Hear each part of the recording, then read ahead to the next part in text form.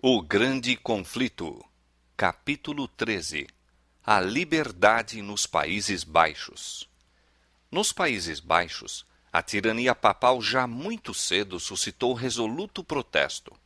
700 anos antes do tempo de Lutero, 2 bispos enviados em embaixada a Roma, ao se tornarem conhecedores do verdadeiro caráter da Santa Sé, dirigiram desassombradamente ao pontífice romano as seguintes acusações. Deus fez rainha e esposa sua a Igreja, e proveu-a de abundantes bens para seus filhos, com dote que se não consome nem se corrompe, e deu-lhe uma coroa e cetro eternos, tudo o que vos beneficia, e como um ladrão interceptais. Sentai-vos no templo como Deus, em vez de pastor, vos fizestes lobo para as ovelhas. Quereis fazer-nos crer que sois o bispo supremo, quando nada mais sois que tirano. Conquanto devais ser servo dos servos, como chamais a vós mesmos, esforçai-vos por vos tornar senhor dos senhores. Trazeis o desdém aos mandamentos de Deus. O Espírito Santo é o edificador de todas as igrejas até onde se estender a terra. A cidade de nosso Deus, da qual somos cidadãos, atinge todas as regiões dos céus, e é maior do que a cidade chamada Babilônia pelos santos profetas, a qual pretende ser divina, elevando-se ao céu e se jacta de que sua sabedoria é imortal. E finalmente afirma, ainda que sem razão, que nunca errou nem jamais poderá errar. Outros surgiram de século em século para fazer soar este protesto. E aqueles primitivos ensinadores que, atravessando diferentes países, eram conhecidos por vários nomes e tinham as características dos missionários valdenses, espalhando por toda a parte o conhecimento do Evangelho, penetraram nos Países Baixos. Suas doutrinas se difundiram rapidamente. A Bíblia valdense foi traduzida em verso para a língua holandesa. Declararam que havia nela grande vantagem. Nada de motejos, fábulas, futilidade, enganos, mas palavras de verdade. Com efeito, havia aqui e acolá uma dura crosta, mas a medula e a doçura do que é bom e santo podiam ser nela facilmente descobertas. Assim escreveram no século XII os amigos da antiga fé. Começaram então as perseguições romanas, mas em meio das fogueiras e torturas, os crentes continuaram a multiplicar-se, declarando firmemente que a Bíblia é a única autoridade infalível em matéria de religião e que nenhum homem deveria ser coagido a crer, mas sim ser ganho pela pregação. Os ensinos de Lutero encontraram terreno propício nos Países Baixos e homens ardorosos e fiéis surgiram para pregar o Evangelho. De uma das províncias da Holanda veio Menno Simons. Educado como católico romano e ordenado ao sacerdócio, era completamente ignorante em relação à Escritura e não a queria ler de medo de cair no engano da heresia. Quando o impressionou uma dúvida a respeito da doutrina da transubstanciação, considerou isso como tentação de Satanás e, pela prece e confissão, procurou dela libertar-se, mas debalde. Entregando-se ao desregramento, esforçou-se por fazer silenciar a voz da consciência, sem resultado, porém. Depois de algum tempo, foi levado ao estudo do Novo Testamento, o qual, juntamente com os escritos de Lutero, o fez aceitar a fé reformada. Logo depois, testemunhou numa aldeia vizinha a decapitação de um homem, morto por ter sido rebatizado. Isto o levou a estudar na Bíblia a questão do batismo infantil. Não pôde encontrar prova para ele nas Escrituras, mas viu que o arrependimento e a fé eram tudo o que se exigia como condição para receber o batismo. Menno retirou-se da Igreja Romana e dedicou a vida a ensinar as verdades que recebera. Tanto na Alemanha como nos Países Baixos surgiram uma classe de fanáticos, defendendo doutrinas absurdas e sediciosas, ultrajando a ordem e a decência e levando a efeito a violência e a insurreição. Meno viu os terríveis resultados a que tal movimento conduziria inevitavelmente e com tenacidade se opôs aos ensinos errôneos e ferozes planos dos fanáticos. Muitos havia, entretanto, que tinham sido transviados por esses fanáticos, renunciando, porém, posteriormente às suas perniciosas doutrinas. E restavam ainda muitos descendentes dos antigos cristãos, fruto dos ensinos valdenses. Entre essa classe, Meno trabalhou com grande zelo e êxito. Durante 25 anos, viajou com a esposa e filhos, suportando grandes agruras e privações e frequentemente em perigo de vida. Atravessou os Países Baixos e a Alemanha do Norte, trabalhando principalmente entre as classes mais humildes, mas exercendo vasta influência. Eloquente por natureza, posto que possuísse limitada educação, era homem de integridade inabalável, espírito humilde e maneiras gentis, e de uma piedade sincera e fervorosa, exemplificando na própria vida os preceitos que ensinava e recomendando-se à confiança do povo. Seus seguidores estavam esparsos e eram oprimidos. Sofriam grandemente por serem confundidos com os fanáticos adeptos de Münster. Não obstante, grande número se converteu pelos seus labores. Em parte alguma foram as doutrinas reformadas mais geralmente recebidas do que nos Países Baixos. Em poucos países suportaram seus adeptos mais terríveis perseguições. Na Alemanha, Carlos V havia condenado a reforma e com prazer teria levado à tortura todos os seus partidários, mas os príncipes mantiveram-se como uma barreira contra sua tirania. Nos Países Baixos seu poder foi maior, e editos perseguidores seguiam-se uns aos outros em rápida sucessão. Ler a Bíblia, ouvi-la ou pregá-la, ou mesmo falar a respeito dela, era incorrer na pena de morte pela tortura. Orar a Deus em secreto, deixar de curvar-se perante as imagens ou cantar um salmo eram também puníveis de morte. Mesmo os que abjurassem seus erros eram condenados, sendo homens, a morrer pela espada, e sendo mulheres, a serem enterradas vivas. Milhares pereceram sob o reinado de Carlos e Filipe II. Certa ocasião, uma família inteira foi levada perante os inquisidores, acusada de não assistir à missa e de fazer culto em casa. Ao serem examinados quanto às suas práticas particulares, respondeu o filho mais moço: "Pomo-nos de joelhos e oramos para que Deus nos ilumine a mente e perdoe os pecados. Oramos pelo nosso soberano, para que seu reino seja próspero e sua vida feliz. Oramos pelos nossos magistrados, para que Deus os guarde." Alguns dos juízes ficaram profundamente comovidos. No entanto, o pai e um dos filhos foram condenados à fogueira. A cólera dos perseguidores igualava-se à fé que tinham os mártires. Não somente homens, mas delicadas senhoras e moças ostentavam coragem inflexível. Esposas tomavam lugar junto aos suplícios de seus maridos, e enquanto estes suportavam o fogo, elas balbuciavam palavras de consolação ou cantavam salmos para animá-los. Jovens se deitavam vivas nas sepulturas, como se estivessem a entrar em seu quarto para o sono noturno, ou saíam para o cadafalso e para a fogueira, trajando seus melhores vestidos, como se fossem para o casamento. Como nos dias em que o paganismo procurou destruir o Evangelho, o sangue dos cristãos era semente. A perseguição servia para aumentar o número das testemunhas da verdade. Ano após ano, o monarca, despeitado até a loucura pela resolução invencível do povo, persistia na obra cruel, mas debalde. Sob o nobre Guilherme de Orange, a revolução trouxe finalmente à Holanda liberdade de culto a Deus.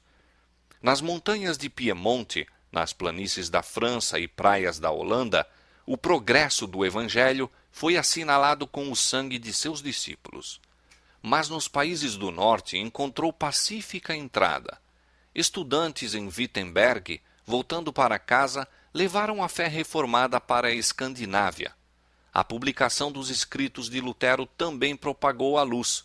O povo simples e robusto do norte deixou a corrupção, a pompa e as superstições de Roma para acolher a pureza, a simplicidade e as verdades vitais da Bíblia. Tausen, o reformador da Dinamarca, era filho de camponês.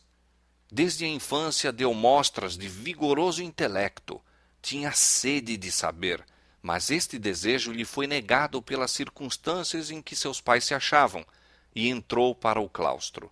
Ali, sua pureza de vida, bem como diligência e fidelidade, conquistaram a benevolência de seu superior. O exame demonstrou possuir talento que prometia em algum futuro bons serviços à igreja. Foi decidido dar-lhe educação em uma das universidades da Alemanha ou dos Países Baixos. Concedeu-se ao jovem estudante permissão para escolher por si mesmo uma escola, com a condição de que não fosse a de Wittenberg. Não convinha expor o educando ao veneno da heresia. Assim pensaram os frades. Tausen foi para Colônia, que era então como hoje um dos baluartes do romanismo. Ali logo se desgostou com o misticismo dos escolásticos. Aproximadamente por esse mesmo tempo, obteve os escritos de Lutero. Leu-os com admiração e deleite, desejando grandemente o privilégio de receber instrução pessoal do reformador. Mas, para fazer isso, deveria arriscar ofender a seu superior e privar-se de seu arrimo. Decidiu-se logo e, pouco tempo depois, se matriculou na Universidade de Wittenberg. Voltando à Dinamarca, de novo se dirigiu a seu mosteiro. Ninguém, por enquanto, o suspeitava de luteranismo. Não revelou seu segredo, mas, sem despertar preconceitos dos companheiros, esforçava-se por levá-los a uma fé mais pura e vida mais santa. Expôs-lhes a Bíblia e explicou seu verdadeiro sentido, pregando-lhes finalmente a Cristo como a justiça do pecador e sua única esperança de salvação. Grande foi a ira do prior, que nele havia depositado extraordinárias esperanças como valoroso defensor de Roma. Foi logo removido de seu mosteiro para outro e confinado à cela sob estrita fiscalização. Para o terror de seus novos guardiães, vários dos monges logo se declararam conversos ao protestantismo. Através das barras da cela, Tausen comunicara aos companheiros o conhecimento da verdade. Fossem aqueles padres dinamarqueses peritos no plano da igreja de como tratar a heresia, e a voz de Tausen jamais teria sido de novo ouvida. Mas, em vez de o confiar ao túmulo em alguma masmorra subterrânea, expulsaram-no do mosteiro. Estavam, então, reduzidos à impotência. Um edito real, apenas promulgado, oferecia proteção aos ensinadores da nova doutrina. Tausen começou a pregar. As igrejas lhe foram abertas e o povo reunia-se em multidão para ouvi-lo. Outros também estavam a pregar a palavra de Deus. O Novo Testamento, traduzido para a língua dinamarquesa, circulou amplamente.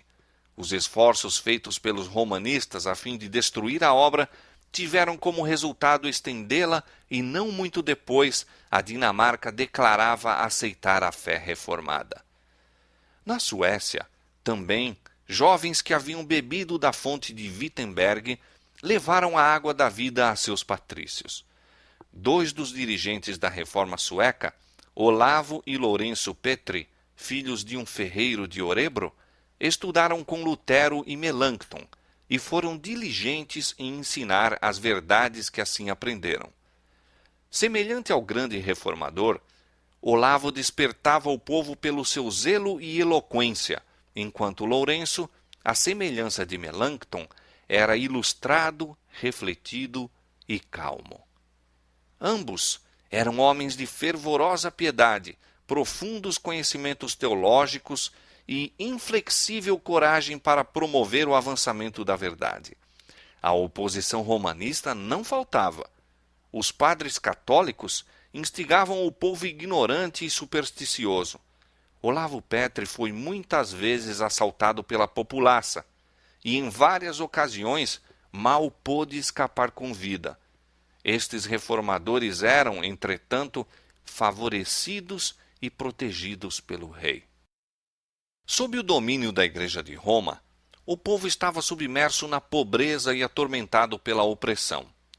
Destituídos das Escrituras e tendo uma religião de meras formas e cerimônias, que não transmitia luz ao espírito, estavam a voltar às crenças supersticiosas e práticas pagãs de seus antepassados gentios. A nação achava-se dividida em facções contendoras, cuja perpétua luta aumentava a miséria de todos.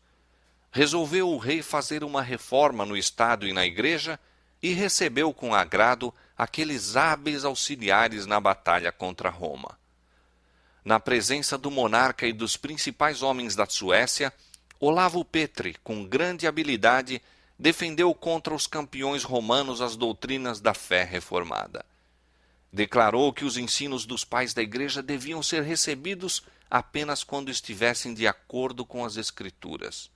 E as doutrinas essenciais da fé são apresentadas na Bíblia de maneira clara e simples, de modo que todos os homens as possam compreender. Disse Cristo: "A minha doutrina não é minha, mas daquele que me enviou." E São Paulo declarou que se pregasse outro evangelho a não ser aquele que recebera, seria anátema. Como, pois, disse o reformador, pretenderão outros a seu bel prazer decretar dogmas impondo-os como coisa necessária à salvação? Demonstrou que os decretos da Igreja não têm autoridade quando em oposição aos mandamentos de Deus, e insistiu no grande princípio protestante de que a Bíblia e a Bíblia só é a regra de fé e prática. Esta contenda, posto que travada em cenário relativamente obscuro, serve para mostrar-nos a qualidade de homens que formava a maior parte do exército dos reformadores. Longe de serem analfabetos, sectaristas, controversistas ruidosos, eram homens que haviam estudado a palavra de Deus e bem sabiam como manejar as armas com que os supria o arsenal da Escritura. Com respeito à erudição, antecipavam-se a seu tempo. Quando fixamos a atenção em centros brilhantes como Wittenberg e Zurique, e em ilustres nomes, tais como os de Lutero e Melanchthon, de Zwinglio e Oecolampadius, dir-se-nos-á talvez que foram esses os dirigentes do movimento, e, naturalmente, deveríamos esperar neles prodigioso poder e vastas aquisições. Os subordinados, porém, não eram como eles. Mas volvamos ao obscuro teatro da Suécia e aos humildes nomes de Olavo e Lourenço Petri, desde os mestres até os discípulos, que encontramos? Eruditos e teólogos, homens que perfeitamente se assenhorearam de todo o sistema das verdades evangélicas e que ganharam vitória fácil sobre os sofismas das escolas e dos dignitários de Roma. Como resultado desta disputa, o rei da Suécia aceitou a fé protestante e, não muito tempo depois, a Assembleia Nacional declarou-se a seu favor. O Novo Testamento fora traduzido por Olavo Petri para a língua sueca e, atendendo ao desejo do rei, os dois irmãos empreenderam a tradução da Bíblia inteira. Assim, pela primeira vez, o povo da Suécia recebeu a palavra de Deus em sua língua materna. Foi ordenado pela dieta que por todo o reino os pastores explicassem as Escrituras e que às crianças nas escolas se ensinasse a ler a Bíblia. Ininterrupta e seguramente, as trevas da ignorância e superstição foram dissipadas pela bem-aventurada luz do Evangelho. Liberta da opressão romana, a nação atingiu força e grandeza que nunca dantes havia alcançado. A Suécia tornou-se um dos baluartes do protestantismo. um século mais tarde, em tempo de grave perigo, esta pequena e até ali fraca nação, a única na Europa que ousou prestar auxílio, foi em livramento da Alemanha nas terríveis lutas da Guerra dos 30 Anos. Toda a Europa do Norte parecia a ponto de novamente cair sob a tirania de Roma. Foram os exércitos da Suécia que habilitaram a Alemanha a desviar a onda do êxito papal, a conquistar tolerância aos protestantes, calvinistas bem como luteranos, e a restabelecer a liberdade de consciência nos países que haviam abraçado a reforma.